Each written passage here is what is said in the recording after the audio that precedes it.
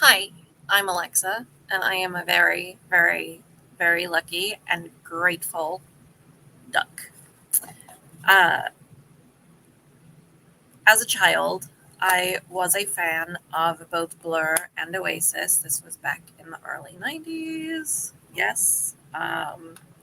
And proof or it didn't happen, I bought both the Blur Great Escape and Oasis What's the Story Morning Glory cassette tapes. Now, the Oasis tape broke at some point and I upgraded to a CD. The Blur cassette is actually in my car and um, still works. So, very fun little fact.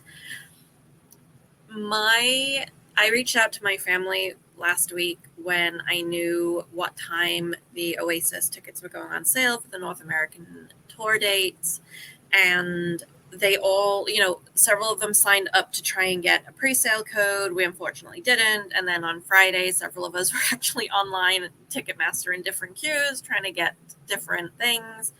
Um, Ticketmaster got massive issues. I'm just going to put that out there. I was in one queue like 5 minutes before my dad moved over to that queue, and he ended up being about, I want to say he was 20,000 people behind me. My sister joined that queue after my dad joined, and yet she ended up being about 60,000 people ahead of me in the queue. It was ridiculous. I couldn't understand it. My sister is like the golden touch when it comes to Ticketmaster. I don't know how she did it. I don't know how it worked out for her, but she was able to get me tickets, and I am beyond excited. I spent probably an hour. I was on the phone with her when she was buying them, and we had a moment where like her website crashed and she thought she got kicked out, but it let her right back in again. So we were both like, "Oh my god, no!" And then like happy. So yeah, the like literally my stomach fell out of my, like just the bottom of my stomach fell out when she said it glitched. Um, After she was like, "Okay, I've got the confirmation." I couldn't help myself anymore. I was just like, "Oh my god, oh my god, oh my god, oh my god. Thank you, thank you, thank you, thank you, thank you. I'm so grateful. I'm so grateful." She was at work too. Pretty sure she got some looks from her coworkers. Um, and I was literally like jogging around my apartment. I couldn't sit still, and then I would come and sit down, and within 5 minutes I had to get up and like run around again. So very, very excited, very, very grateful. And I wanted to kind of talk about, people call them glimmers, but that's a newer term for them. Um, I think just the happy things in our life. We have to catch on to things that can help us and take us forwards.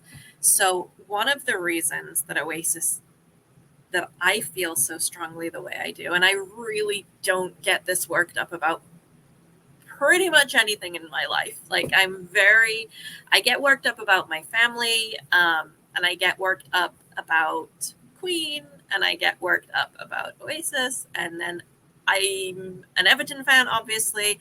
But even with them, I'm at the point where I don't think it's even at the point. I think I'm not as exuberant and big and loud with my emotions most of the time. I tend to be like, "Yay, we won," where other people are jumping up and down, like, "Oh my God, we won," and that's just who I am. I'm not this big, loud, really big, exuberant reactor. I don't react that way to a lot of things. Um, I do wonder if some of that came from my childhood, but that might be a topic for another day because I'm just in a happy place and I don't want to kind of delve too far into the bad. But as a child, I moved to America when I was 13, and it was not my choice. And I essentially lost everything. I lost everything I knew, all of my friends, 90% of my possessions. Um, one of my sisters stayed in England. What I didn't lose was my favorite music.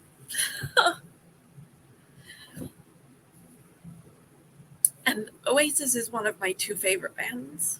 And I didn't think I would ever get to see them live. And listen, a lot can happen in a year, so I'm trying to keep myself from being too, I think it's too late to try and stop myself from getting too emotional, but I'm trying to keep myself they could still break up in the next year, trying to keep my expectations low. But they were one of the things that I held onto through some of the absolute darkest times of my life.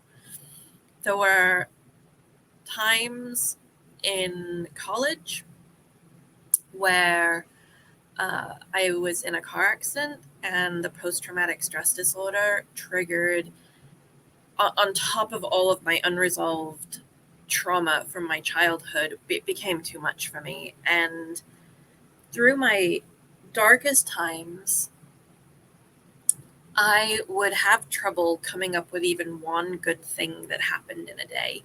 Or it would be something like I had a slice of chocolate cake, or my cat was purring next to me when I woke up this morning. It would be something super flippin' tiny. I would say, oh, the sun's shining, right? That's a good thing, right? But as I forced myself to start writing, good things that happened to me, and I very consciously I hated feeling the way I felt. I realized that I was responsible, that no one else was coming to save me, to fix me, and that I was responsible for doing the work for myself. And it sucks when you are the victim of childhood trauma that is not your fault, and you realize that you are the only person who can fix yourself, that you have so much work to do.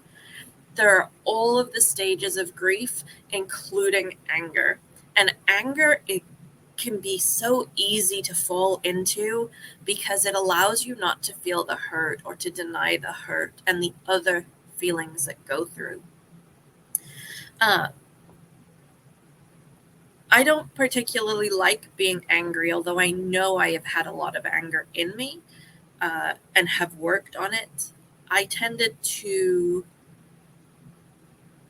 sit in the sadness. I can sit in sadness and survive. It's not. Some people find it too uncomfortable to do that. When I was realizing that I had to do it, that I was now responsible, I was an adult, and I had to make these choices, I started to look for the good, and it was tiny little things each day. But as I started to see the good and train my brain to look for it, it got easier. Now, I do think that it's almost a pendulum. You go from being too sad, and then you go to everything's positive, and it's a little bit forced, and you might not realize it when you're in it. And I can see where I swung to that side of things in my past, in hindsight. I think that we have to acknowledge the bad stuff that happens to us and the tough feelings we have, but we have to do it in a very realistic way, and in a way that also acknowledges the good. There's a quote from a Doctor Who episode, and I might have mentioned this one before because it's one that sticks with me. It's the episode where the Doctor and Amy go and visit Van Gogh in his time, and Doctor stuff ensues. And at the end of it, the Doctor and Amy are talking, and basically he says, the bad stuff doesn't necessarily take away from the good stuff, but the good stuff doesn't necessarily take away from the bad stuff. They're both separate piles. And at the end of our lives, maybe we hope that they're either, I think they said more good than bad, but I mean, a balanced life would be an accomplishment in this world, in my opinion. And obviously, these videos are all my opinion. I think for me, that's where I'm up to. And I'm absolutely learning and growing still and will be for the rest of my life. And one of the things that is happening is some of the memories that I have had hidden, my subconscious hid them from me. I will have little things come up where I start remembering things from my childhood. And that's all well and good. And I'm glad I'm getting more, still huge swaths of stuff I don't remember, but I'm glad that I'm getting more of my memories back. But having little things, and this one's a big thing, this is not a little thing, but having something like a single song off of this tape deck, that meant so much. And I didn't realize how much it meant in the time I was listening to it. I still listen to it. I still sing it around the house randomly. A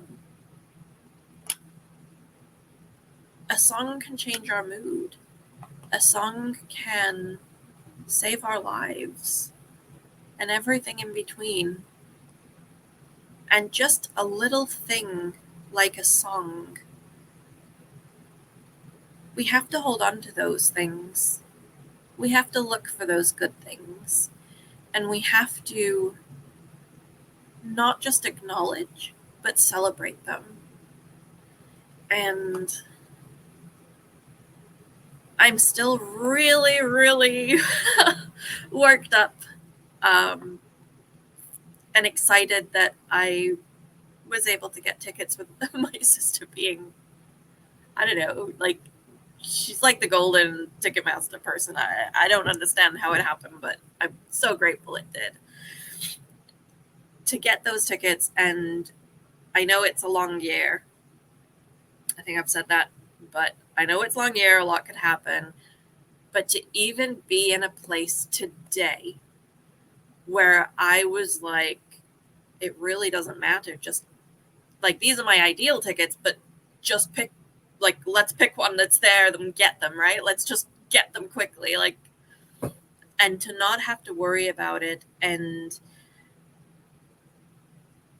to know that barring anything completely unforeseeable happening, I will be able to go and see I don't know, I think they're my joint top band. It's very hard to like differentiate between Queen and Oasis for me and how I feel about them both. But to be able to go and see Oasis, especially after they had broken up, and by the time I was able to afford concert tickets and things like that, like, I was like, well, I don't think they're ever going to get back together. To have that opportunity, and for, I mean, to me, it is a massive thing, but to have this path, this journey from childhood to now, to have done the hard work of changing my mindset from completely negative at all times to a very much more balanced, realistic view of life, of my life, but also the world in general, to be in a place where I have put so much hard work into my professional development to get me to where I am, to have taken advantage of opportunities that were presented to me, even if they didn't look like they aligned with what I wanted to do by the end of my career, to have rolled my sleeves up and done the hard work, and to be in this place today, it really has reminded me of how grateful I am for those little things that got me through really, really tough days. Because without those little, tiny little things, like it was sunny out, I don't know if I would be here today. And here meaning where I am in my life, with the ability to buy these tickets, to have the people around me who love me. I don't know if I would be in this position. So never discount those little things. They add up to so much more. I'm going to leave it there. Probably going to go do another happy dance. I think it's going to hit me off and on.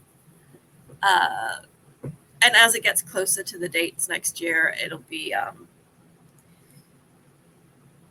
gosh, I don't even know. It'll probably become a little bit overwhelming for me. I'm not the best at letting the emotions flow all the way through me. I have to sort of shut down and let it percolate in my brain a little bit. But it's going to be it's going to be a good show. They're a great live band. And knock on wood, barring any issues, it should be. But as I said, the bigger picture is hold on to those small things. If you made it this far, thank you as always. I appreciate you. Drop a like, subscribe, share the video, and as always, be kind to yourself.